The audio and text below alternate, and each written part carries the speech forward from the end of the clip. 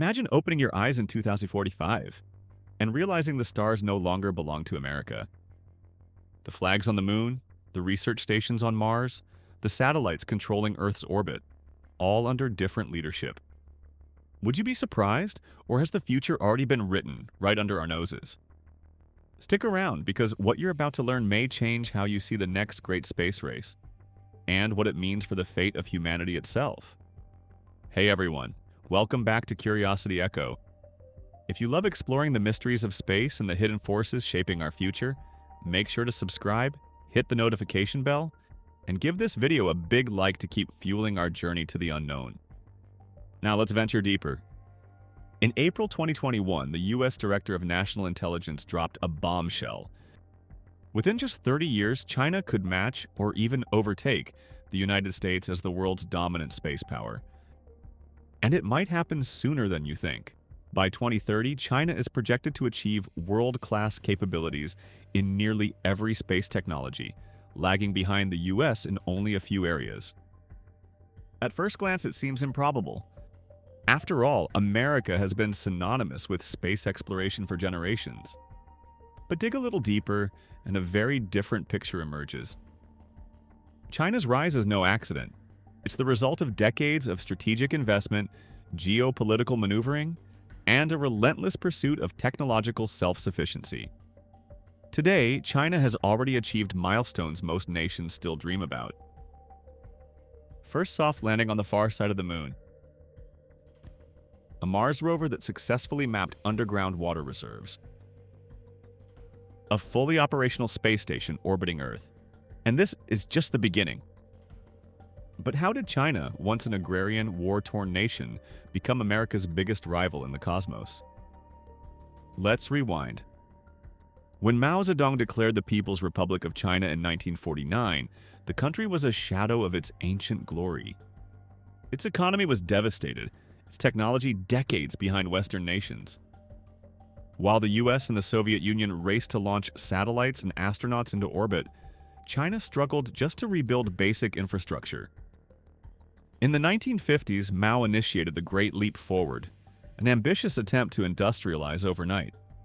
It backfired catastrophically. Instead of forging steel, millions starved. Between 30 to 45 million deaths shattered the nation. Meanwhile, the Soviet Union offered some technological aid, including rocket designs. But political tensions soon soured the relationship, leaving China isolated and technologically adrift. By the 1960s, during the Cultural Revolution, things got even worse. Scientists and intellectuals were persecuted. Laboratories were destroyed. Knowledge itself became dangerous. Imagine trying to build rockets while being hunted for reading a physics textbook. That was China's reality. Their first real rocket, the T-7M, barely made it off the ground in 1960. Their early satellites were primitive. Their dream of space seemed all but dead. But history has a strange way of rewarding patience. After Mao's death, Deng Xiaoping ushered in an era of reforms that would change everything. He opened China's economy to the world. Foreign investment, manufacturing, and technological exchange skyrocketed. From just 2.7% of global GDP in 1980, China's share soared to nearly 17% by 2023. Meanwhile, America's share remained steady, around 26%. And with prosperity came ambition. Space was no longer just a symbol of prestige. It became a strategic necessity. Today, China's space budget is the second largest in the world. And they're getting astonishing results at a fraction of the cost compared to NASA or ESA. Let me ask you, if you could build a moon base for half the price America pays, wouldn't you try? By 2007, China had launched Chang'e-1, their first lunar orbiter. It mapped the moon in high resolution, identifying prime landing sites for future missions. In 2013, Chang'e-3 became the first Chinese probe to soft land, deploying the U-2 rover. But China wasn't satisfied being third. They set their sights where no nation had dared to go before: the far side of the moon. The far side poses unique challenges. Because it's permanently shielded from Earth, direct communication is impossible. You need a relay satellite stationed beyond the moon to bounce signals back to Earth. In 2018, Chang'e 4 did the impossible. It landed safely on the far side, conducting experiments including a miniature biosphere, with seeds, soil, fruit fly eggs, and air. For the first time in history, plants sprouted on the moon. Short-lived, yes, but symbolic of something much larger. Why practice growing plants unless you intend to stay? In 2019, China officially announced its plan: a permanent lunar research station. Construction missions are expected to begin by the early 2030s. Already, 13 countries and 2 international organizations have signed on. Nations like Russia, South Africa, Belarus, Pakistan, and Egypt. A coalition that stands in contrast to NASA's Artemis Accords. And here's a twist: China even invited the US and Europe to join.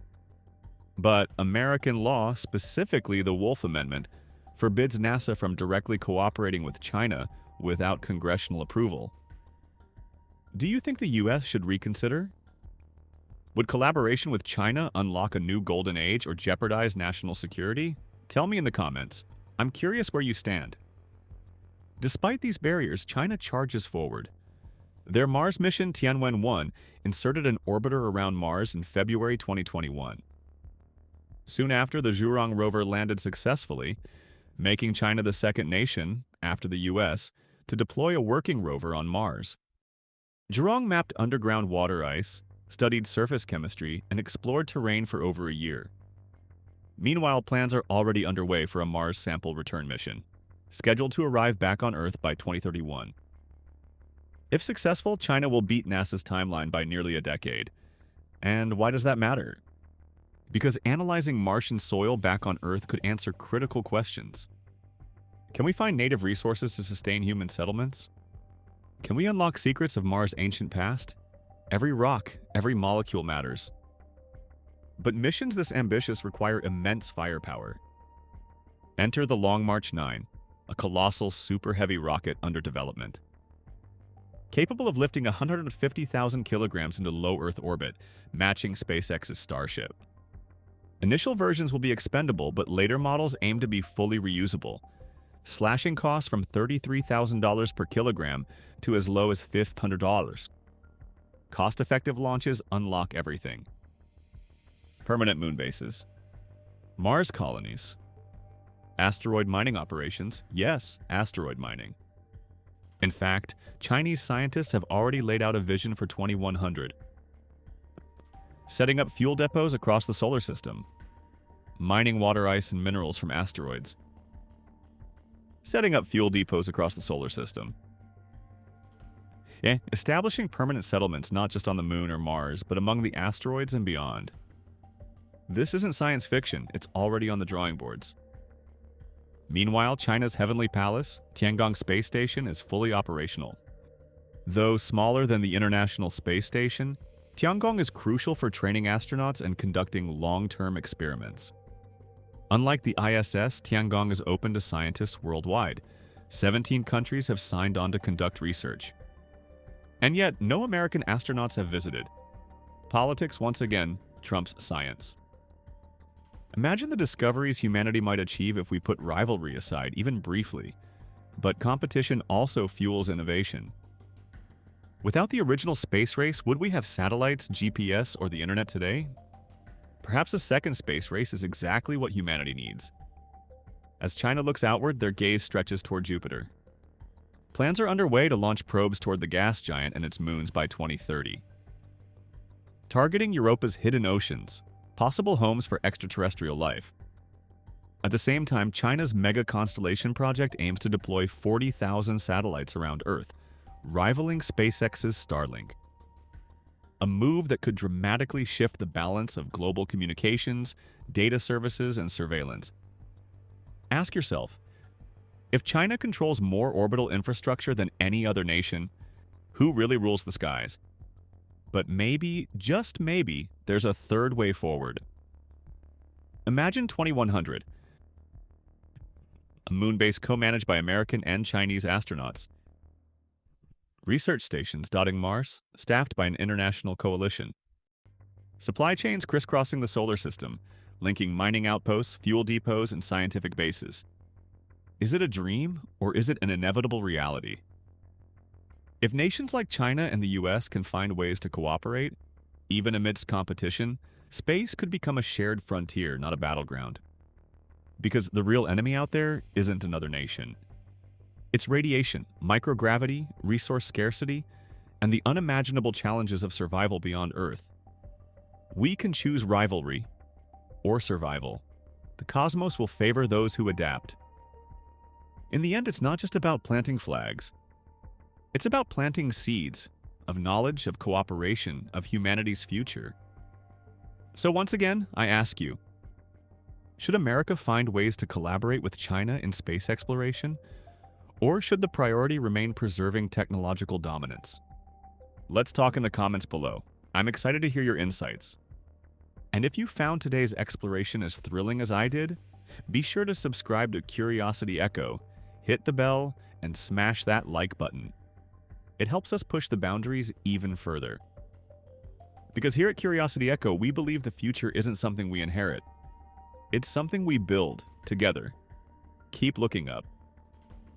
The next giant leap might be closer than you think.